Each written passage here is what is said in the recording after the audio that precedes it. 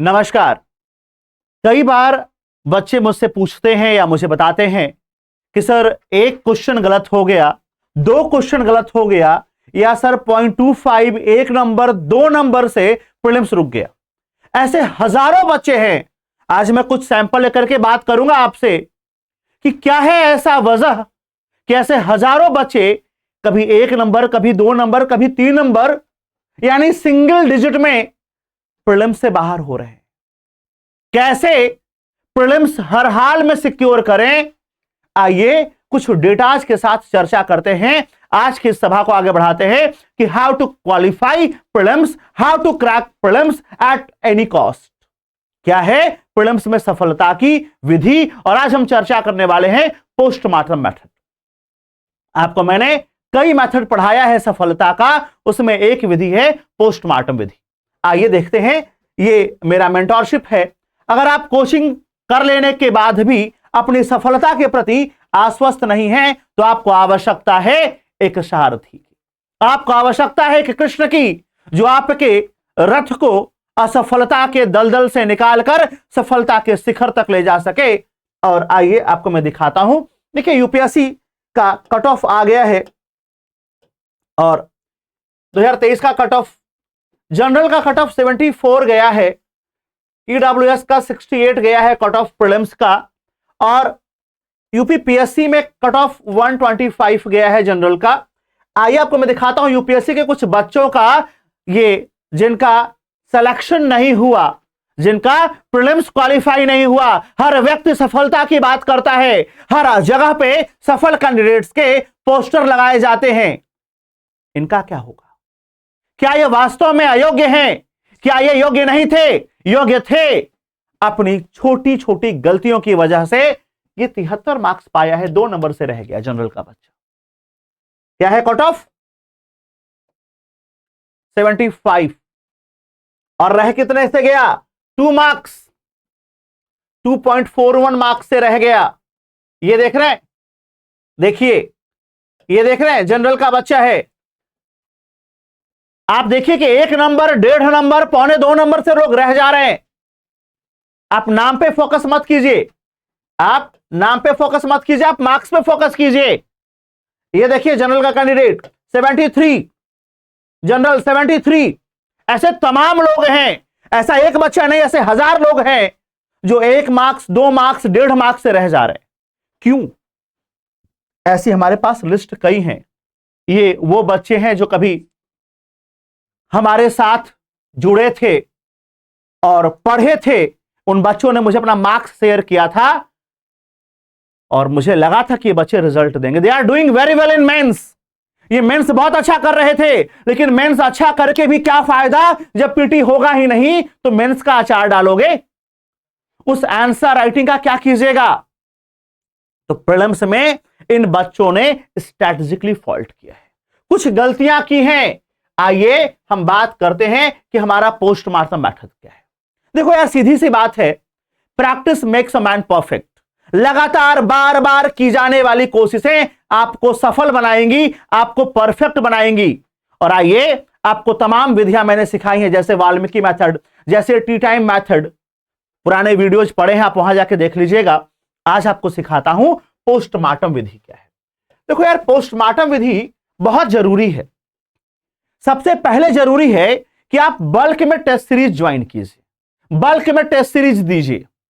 Bulk में मैं भी अभी ट्यूसडे से, कमिंग ट्यूसडे से 55 टेस्ट का टेस्ट सीरीज लॉन्च कर रहा हूं। 2, 4, 10 टेस्ट सीरीज नहीं, 55 टेस्ट सीरीज। और उसके पहले मैं ये वीडियो बना रहा हूं ताकि आप लगातार पोस्टमार्टम के जरिए अपनी सफलता तक पहुंचे। कभी आपने सोचा है कि हम पोस्टमार्टम करते ही क्यों हैं? यार, जो मर गया वो पोस्टमार्टम करने से जिंदा थोड़ी हो जाएगा, फिर भी पोस्टमार्टम करते हैं ना, क्यों? To know the reason behind death. मरा क्यों, मरा कैसे, उसका रीजन जानने के लिए आपने किया क्या? नहीं किया। आप टेस्ट देकर के आ गए, आपने दोस्तों को फोन किया कि भाई मेरे इतने आए, तुम्हारे कितने आए। अरे उसके जितने भी आए छोड़ो उसको, आप अपनी तुलना दूसरों से करते हैं, बहुत गलत बात है। आज से, अभी से अपनी तुलना दूसरों से करना बंद कीजिए। आपको मैं बताऊं, बचपन में ना, जब मेरे पेरेंट्स, खासतौर पे मेरी माँ, जब भी वो मेरी तुलना किसी और से करती थी कि देखो वो उनका लड़का, मुझे अंदर से बड़ा गुस्सा आता था, बड़ा चिड़चिड़ापन होता था कि क्या। मैंने को कई बार कहा कि मैं हूं, मैं दूसरों के जैसा नहीं हूं। और अगर मोहल्ले में किसी ने मेरी तुलना किसी और से कर दी, वो उसका आखिरी दिन उस मोहल्ले में, धरती पे नहीं, उस मोहल्ले में, वो उसका आखिरी दिन उस मोहल्ले में, उसके बाद वो नजर नहीं आता था मुझे। हाँ, मैं बड़ा खूंखार व्यक्ति। क्यों? मुझे अपनी तुलना किसी से पसंद नहीं। I am the best, I am unique. आप क्या करते हैं? आप अपनी तुलना दूसरों से करते हैं और होने देते हैं, मत होने दीजिए। आप में बहुत सारी काबिलियत है, ऊपर वाले ने आपको भी बहुत कुछ देके भेजा है। जब एक हाथ की ये 5 उंगलियां बराबर नहीं है, तो आप 4, 5, 10, 12 लोग बराबर कैसे हो सकते हैं? तो तुलना करना बंद कीजिए।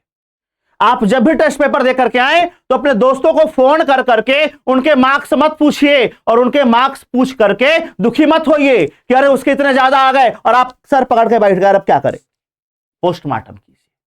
पोस्टमार्टम क्या है?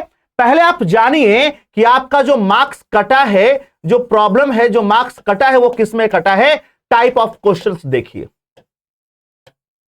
टाइप्स ऑफ क्वेश्चंस, कि आपका क्वेश्चन में जो मार्क्स कटा है वो कॉन्सेप्चुअल क्वेश्चन गलत था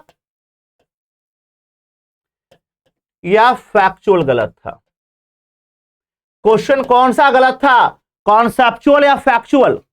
अगर कॉन्सेप्चुअल गलत है तो देखिए कि क्या उस कॉन्सेप्ट को आपने पढ़ा है, नहीं पढ़ा है, और अगर पढ़ा है तो क्या वही समझा है जो कॉन्सेप्ट है। तो आपको समझ में आएगा कि आपकी कमी क्या है, क्या आपका कौन सा पोर्शन दुरुस्त नहीं है। अब मान लीजिए कि यहां पर रेशियो आया कि आपकी जो टोटल गलतियां हैं, टोटल गलतियां, मान लेते हैं कि आपने पूरे पेपर में 30-35 सवाल गलत किए, और टोटल गलतियों का 70% आपका गलत क्या है, कॉन्सेप्चुअल पार्ट। तो अब आपको फोकस किस पे करना है, कॉन्सेप्चुअल हिस्से पर फोकस करना है। तो पहले देख लीजिए कि अब हम ज्योग्राफी पढ़ेंगे, एनवायरमेंट पढ़ेंगे, इकोलॉजी पढ़ेंगे, तो सिर्फ नेशनल पार्क्स नहीं पढ़ेंगे, सिर्फ करंट वेव्स नहीं पढ़ेंगे, अब हम कॉन्सेप्चुअल पार्ट को पढ़ेंगे, क्योंकि हमारा कॉन्सेप्ट गलत हो रहा है। अगर यहां मान लीजिए प्रॉब्लम है, अगर आपका फैक्चुअल पार्ट ज्यादा गलत हो रहा है, कॉन्सेप्ट दुरुस्त है, तो आपको कॉन्सेप्ट के साथ साथ फैक्ट पे थोड़ा सा ध्यान देना है। पहला प्रॉब्लम दूर, पहला प्रॉब्लम समाप्त। अब आप आइए टॉपिक वाइज। अब आप क्या कीजिए, अब आप मार्क्स को पोस्टमार्टम कीजिए। कैसे? सब्जेक्ट वाइज, और उसके बाद कीजिए टॉपिक वाइज। एक तो आपने कर लिया नेचर वाइज, आपने नेचर वाइज किया ना, कॉन्सेप्चुअल गलत है कि फैक्चुअल गलत है। दूसरा कैसे कीजिए, सब्जेक्ट वाइज और टॉपिक वाइज, कि भाई हिस्ट्री गलत हुआ है, ज्योग्राफी हुआ है, पॉलिटी हुआ है। देखो एक लाइन समझ लो यार, तुम्हारा सब मजबूत होगा ऐसा नहीं हो सकता, तुम्हारा हर विषय मजबूत होगा ऐसा नहीं हो सकता। सिर्फ एक नियम बना लो कि तुम्हारा कोई विषय कमजोर नहीं होना चाहिए। Make your strong subject as a strength and weak को वीक मत छोड़ो। तुम्हारा जो अच्छा विषय, जो मजबूत विषय है, उसे इतना मजबूत कर लो कि उसके सवाल गलत नहीं होने चाहिए, और जो कमजोर है बस वो कमजोर न रहे, बस वो कमजोर न रहे। वो मजबूत हो ना हो, कमजोर नहीं होना चाहिए। हां, आपका कोई विषय कमजोर नहीं होना चाहिए, मजबूत हो ना हो। बात समझ में आ रहा है? हमें सामान्यज्ञ चाहिए, जर्नलिस्ट चाहिए।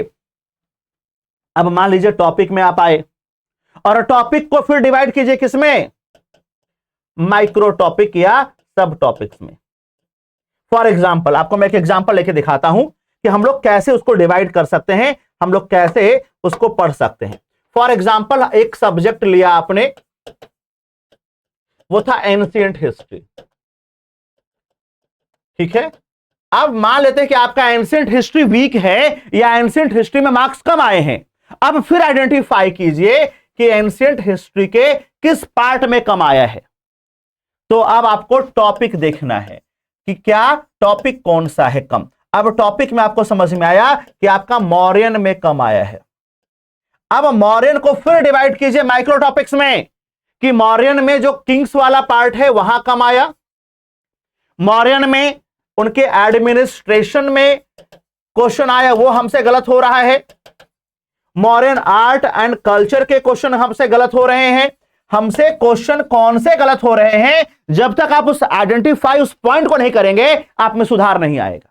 तो क्या कीजिए, तो माइक्रो एनालिसिस कीजिए कि असल जड़ क्या है, और ऐसे हर विषय में कीजिए, ऐसे हर विषय में कीजिए। और आप देखिए कि बस एक कोशिश करना है कि पिछले बार से अगले टेस्ट में अच्छा करेंगे, पिछली बार से अगले टेस्ट में अच्छा करेंगे। और बाकायदा इसको हवा में मत कीजिए, एक बाकायदा फाइल खरीदिए, एक माई क्लियर बैग खरीदिए 20 रुपए का, उसमें एक व्हाइट शीट पे लिखिए कि टेस्ट नंबर, डेट, उस टेस्ट में टॉपिक्स क्या क्या आए थे, कितने सही हुए, कितने गलत, बाकायदा डिटेल्ड स्टडी लिखिए, डिटेल्ड पोस्टमार्टम रिपोर्ट तैयार कीजिए, तब जाकर के आपके असफलता की बीमारी का इलाज होगा। और अगर आप यूं ही बस टेस्ट देकर के छोड़ते रहे तो उस असफलता की बीमारी का इलाज होगा नहीं। तो क्या कीजिए, टेस्ट दीजिए लगातार, और टेस्ट देकर के उस असफलता की बीमारी को पोस्टमार्टम विधि के जरिए क्या कीजिए, दूर कीजिए। और अगर आपने ऐसा कर लिया, आप यकीन मानिए केवल 15 से 20 टेस्ट आपने अगर ऐसा कर लिया, उसके बाद के टेस्ट में आपको अपने आप रिजल्ट दिखेगा कि आपका पोस्टमार्टम मेथड काम कर रहा है। आप धीरे धीरे एक एक करके अपनी सारी कमियों को दूर करते रहेंगे और उसके बाद आप परफेक्ट हो जाएंगे। और आपका कभी भी पीटी 1 नंबर 2 नंबर 4 नंबर से छोड़ो रुकेगा ही नहीं, कभी भी पीटी नहीं रुकेगा। एक बार पीटी हर बार पीटी का ये फुल प्रूफ प्लान है। इसके अलावा हम लोग यही काम कराते हैं अपने मेंटोरशिप में। हमारा जो मेंटोरशिप प्रोग्राम है, हम इसमें एक तो 1-to-1 मेंटोरशिप देते हैं, यानी हर बच्चे को उसकी कमी क्या है, उसकी गलती क्या है, उसको प्रॉब्लम क्या है, वो निकाल करके उसको बताते हैं। आपके लिए पोस्टमार्टम हम करते हैं, आप तो करेंगे, हम भी करेंगे। लगभग 10,000 से, देखो ध्यान देना, पीटी तब होगा जब प्रीलिम से पहले कम से कम 10,000 से ज्यादा एमसीक्यू उसी पैटर्न पे करोगे, जिस पैटर्न पे क्वेश्चन आता है उस पैटर्न पे एमसीक्यू करोगे, तब जाकर के होगा। ठीक है, अब लगातार एक बात और ध्यान दीजिए, मेंस तब होगा जब कम से कम 3,000 प्लस मेंस का आंसर राइटिंग करोगे। क्या करोगे, 3,000 प्लस मेंस का आंसर राइटिंग करोगे, तब जाकर के मेंस होगा, वरना मेंस होने वाला नहीं है। और उसके बाद आपकी कॉपी इवैल्यूएशन होगा, वीकली रिव्यू हम लोग कराते हैं, और 50 टेस्ट सीरीज करके हम आपकी सफलता को प्रशस्त करते हैं। तो अगर अब तक आपने हमारा मेंटोरशिप प्रोग्राम के बारे में नहीं जाना है या आप नहीं जान पाए हैं, तो इसके बारे में आपको डिटेल में जानने के लिए ये हमारा नंबर है, आप इस पे कॉल करके डिटेल जानकारी ले सकते हैं। और मैं आपको सिखा रहा था कि क्या है पोस्टमार्टम मेथड, जिसके जरिए आप अपनी असफलता की बीमारी को दूर कर सकते हैं। तो मुझे उम्मीद है कि आपको यह विधि पसंद आई होगी, आप इसका प्रयोग करके अपनी असफलता की बीमारी का सफलतापूर्वक इलाज कर लेंगे। थैंक यू सो मच, जय हिंद।